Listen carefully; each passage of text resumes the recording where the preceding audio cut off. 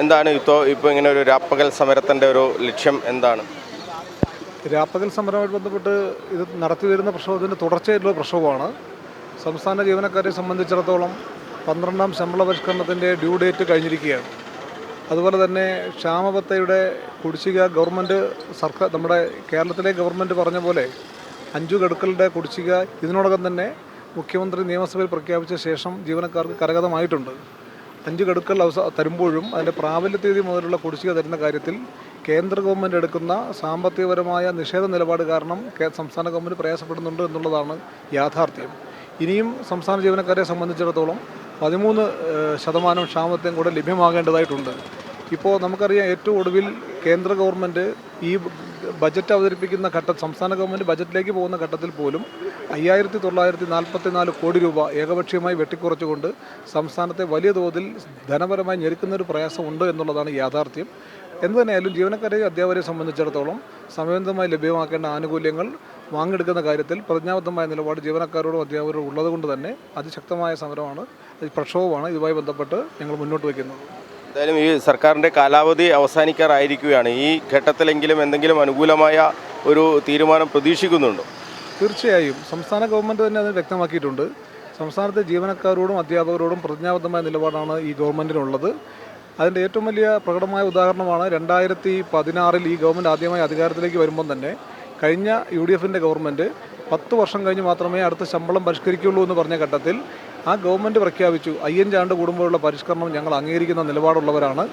ആ വാക്ക് പാലിച്ചുകൊണ്ട് തന്നെ കോവിഡ് എന്ന് പറയുന്ന മഹാമാരി നമ്മുടെ സംസ്ഥാനത്ത് ആകെ അലയടിച്ച ഘട്ടത്തിലും 2019 ജൂലൈ മാസം 1-ാം തീയതി പ്രാബല്യ തീയതി വെച്ചുകൊണ്ട് സംസ്ഥാന ജീവനക്കാർക്കും അധ്യാപകർക്കും 11ാം ശമ്പള പരിഷ്കരണം അനുഭവേദ്യമാക്കിയ ഒരു പാരമ്പര്യമുള്ള ഗവൺമെൻറ്റാണ്.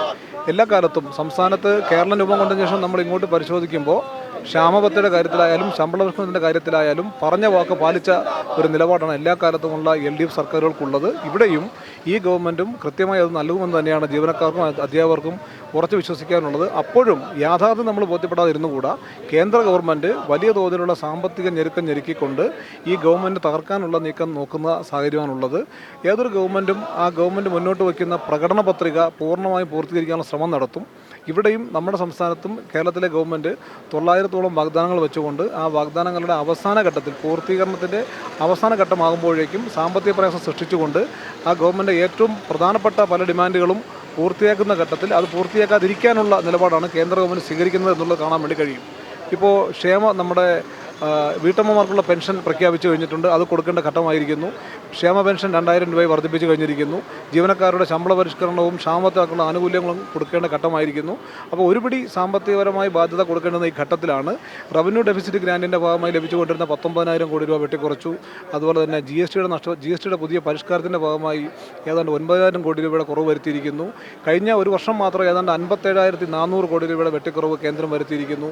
കേന്ദ്രാവിഷ്കൃത പദ്ധതികളുടെ ഭാഗമായി കേന്ദ്രം തരേണ്ടുന്ന നിരവധിയായ ഏതാണ്ട് 5,783 പരം കോടി രൂപ കേന്ദ്ര ഗവൺമെൻറ് നിരാകരിക്കുന്ന സാഹചര്യമുണ്ട്. അങ്ങനെ ആകെ 2 ലക്ഷത്തിൽ പരം കോടി രൂപയുടെ വെട്ടിക്കുറവ് ഈ ചെറിയ സംസ്ഥാനത്തോട് പ്രതികാര മനോഭാവത്തോട് കേന്ദ്ര ഗവൺമെൻറ് സ്വീകരിക്കുന്നതിൻ്റെ ദുരന്തം മാത്രമാണ് സംസ്ഥാനത്ത് നിലവിലുള്ളത്. പക്ഷേ എന്തു തന്നെയാണെങ്കിലും അതിനെല്ലാം അതിജീവിച്ചുകൊണ്ട് സംസ്ഥാനത്തിൻ്റെ തനത് വരുമാനം വർദ്ധിപ്പിച്ചുകൊണ്ടുള്ള സമഗ്രമായ മുന്നോട്ട് പോകുന്ന ഈ ഗവൺമെൻറ് മുന്നോട്ട് വരും എന്ന് തന്നെയാണ് ഞങ്ങൾക്ക് പ്രതീക്ഷയുള്ളത്. ഈ തദ്ദേശ ഭരണ തെരഞ്ഞെടുപ്പിൽ LDFനുണ്ടായ ഒരു തിരിച്ചടിക്ക് കാരണം ഈ ജീവനക്കാരും അധ്യാപകരും ഒക്കെ അവരുടെ കുടുംബാംഗങ്ങളും ഒക്കെ ഒരു തിരിച്ചടി നൽകിയതാണ് എന്നുള്ള രീതിയിലാണ് NGO അസോസിയേഷൻ ഉൾപ്പെടെയുള്ള മറ്റ് പ്രതിപക്ഷ സർവീസ് സംഘടനകളുടെ ഒരു ആക്ഷേപം. അതിലെന്തെങ്കിലും വസ്തുതയുണ്ടോ?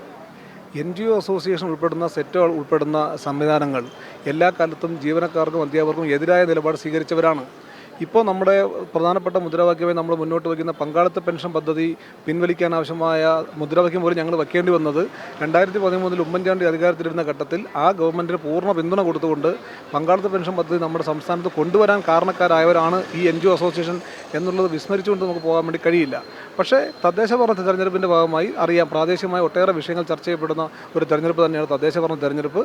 അങ്ങനെ വലിയ തോതിലുള്ള പോരായ്മകളും നമുക്ക് രാഷ്ട്രീയപരമായ അടിത്തറയൊന്നും നഷ്ടപ്പെട്ടിട്ടില്ല എന്നുള്ളത് ഇടതുമുന്നണിയുടെ നേതാക്കന്മാർ തന്നെ വ്യക്തമാക്കിയിട്ടുണ്ട്. സിവിൽ സർവീസിൽ ഞങ്ങൾ അങ്ങനെ കരുതുന്നില്ല. ജീവനക്കാരെ സംബന്ധിച്ചിടത്തോളം അവർ ബോധവാന്മാരാണ്. ഈ സിവിൽ സർവീസിനും ഈ നമ്മുടെ ആനുകൂല്യങ്ങളുമായി ബന്ധപ്പെട്ടുണ്ടായിട്ടുള്ള ഒരു നീരസങ്ങളും ഒരു നെഗറ്റീവ് വോട്ടിങ്ങിൻ്റെ ഭാഗമായി മാറിയിട്ടില്ലെന്നുള്ളത് ഞങ്ങൾക്ക് സൂചിപ്പിക്കാനുള്ളത്. നിശ്ചയമായും വരാൻ പോകുന്ന നിയമസഭാ തെരഞ്ഞെടുപ്പാണ് ഇതിൻ്റെ ഏറ്റവും വലിയ അളവുകോലായി മാറുന്നത്. അവിടെ നമുക്ക് കാര്യങ്ങൾ വ്യക്തമായി കുറേ കൂടെ ബോധ്യപ്പെടും എന്നുള്ളത്. ജീവനക്കാർക്ക് ബോധ്യമുണ്ടോ ഇടതുമുന്നണി തന്നെ അധികാരത്തിൽ വരണം എന്നൊരു ബോധ്യം അവർക്കുണ്ട് എന്ന് തോന്നുന്നുണ്ടോ? തീർച്ചയായും ഞങ്ങൾ നിരന്തരമായി ജീവനക്കാരുമായി സംവദിക്കുന്നവരാണ്. ജീവനക്കാരും അധ്യാപകരുമായി ഞങ്ങൾ സംവദിക്കുന്നവരാണ്. ഈ സിവിൽ സർവീസ് ഇന്ന് കാണുന്ന പോലെ നാളെയും നിലനിൽക്കണമെങ്കിൽ ഈ ഗവൺമെൻറ് അധികാരത്തിൽ വന്നാൽ മാത്രമേ കഴിയൂ എന്നുള്ളത് ഞങ്ങളുടെ പിൽക്കാല അനുഭവങ്ങൾ ഞങ്ങളത് പഠിപ്പിച്ചിട്ടുണ്ട്. ഏതൊക്കെ ഘട്ടങ്ങളിൽ UDFൻ്റെ ഗവൺമെൻറ്റോ മറ്റു തര ഗവൺമെൻറ്റുകളോ അധികാരത്തിൽ വന്നിട്ടുണ്ടോ അന്നൊക്കെ ഏറ്റവും അധികം വേട്ടയാടപ്പെട്ടത് ജീവനക്കാരും അധ്യാപകരുമാണ് എന്നുള്ള ഉത്തമമായ ബോധ്യം ഞങ്ങൾക്കുണ്ട്. അതുകൊണ്ട് തന്നെ ഈ ഗവൺമെൻറ് തുടർന്ന് വരുന്നതാണ് നിലവിലുള്ള കുടിശ്ശികൾ പൂർത്തിയാക്കി ലഭിക്കുന്നതിനും ഈ നാടാകെ മാറുന്നതിനും. ഇന്ന് നമ്മൾ കാണുന്ന രൂപത്തിലേക്ക് ഒരു 10 വർഷത്തിനപ്പുറത്തേക്കുള്ള മാറ്റമാണ് നമ്മുടെ നാട് ഇന്ന് മാറിക്കൊണ്ടിരിക്കുന്നത്. ആ മാറ്റം സമ്പൂർണ്ണമാക്കുന്നതിനും ഏറ്റവും മികച്ച നിലയിലേക്ക് കേരളത്തെ ലോകത്തിൻ്റെ മുന്നിൽ അടയാളപ്പെടുത്തുന്നതിനും ഈ ഗവൺമെൻറ്റിൻ്റെ തുടർ വരവ് തന്നെയാണ് ജീവനക്കാരും ജനങ്ങളും ആകെ ആപാതവൃത്തം ആളുകളും ആഗ്രഹിക്കുന്നത് എന്നുള്ള കാര്യത്തിൽ യാതൊരു തർക്കവുമില്ല. ഒരു ആശങ്ക പലരും പങ്കുവെച്ച ഈ UDF അധികാരത്തിൽ വന്നാൽ ശമ്പളവും പെൻഷനും ഒക്കെ ഒന്നും കിട്ടാത്തൊരവസ്ഥ വരുമോ എന്നൊരു ആശങ്ക, അതൊക്കെ പങ്കുവെക്കുന്നുണ്ടോ ജീവനക്കാരും ഈ പെൻഷൻകാരും ഒക്കെ? സംസ്ഥാന ജീവനക്കാരെ സംബന്ധിച്ചിടത്തോളം ഈ ഗവൺമെൻറ് മാറുന്ന സാഹചര്യം ഇല്ല എന്ന് ഉറച്ചു വിശ്വസിക്കുന്നവരാണ് ഞങ്ങളെ സംബന്ധിച്ചിടത്തോളം. അതുകൊണ്ട് ഞങ്ങൾക്ക് അത്തരത്തിലുള്ള ആശങ്കകളൊന്നും തന്നെ ഇല്ല. പക്ഷേ ജീവനക്കാർ അങ്ങനെ പറഞ്ഞിട്ടുണ്ടെങ്കിൽ അതിന് കാരണം മുൻകാലങ്ങളിൽ അവർ നേരിട്ടുള്ള അനുഭവങ്ങൾ കൊണ്ടാണ്. നമ്മുടെ സംസ്ഥാനത്ത് ഈ പറഞ്ഞിട്ടുള്ള 2013 ശേഷം സർവീസിലേക്ക് വന്ന പുതിയ ജീവനക്കാരെ കണ്ണിൽ ചോരയില്ലാത്ത നിലപാട് സ്വീകരിച്ചുകൊണ്ട് ഗവൺമെൻറ്റിനെ പിന്താങ്ങുന്നതിൻ്റെ ഭാഗമായിട്ടാണ് ഇന്ന് നമ്മുടെ രാജ്യത്താകെയുള്ള 24 ലക്ഷത്തിൽ പരം വരുന്ന NBS ജീവനക്കാരെ സൃഷ്ടിക്കാൻ വേണ്ടി നമ്മുടെ സംസ്ഥാനത്ത് ഉൾപ്പെടെ അന്ന് കഴിഞ്ഞിട്ടുള്ള കാര്യം നമ്മൾ വിസ്മരിക്കരുത്. ജീവനക്കാരെ സംബന്ധിച്ചിടത്തോളം ജീവനക്കാർക്കൊപ്പം നിൽക്കുന്ന നിലപാടെടുക്കുന്ന നാളെയും ഈ സിവിൽ സർവീസ് വേണം.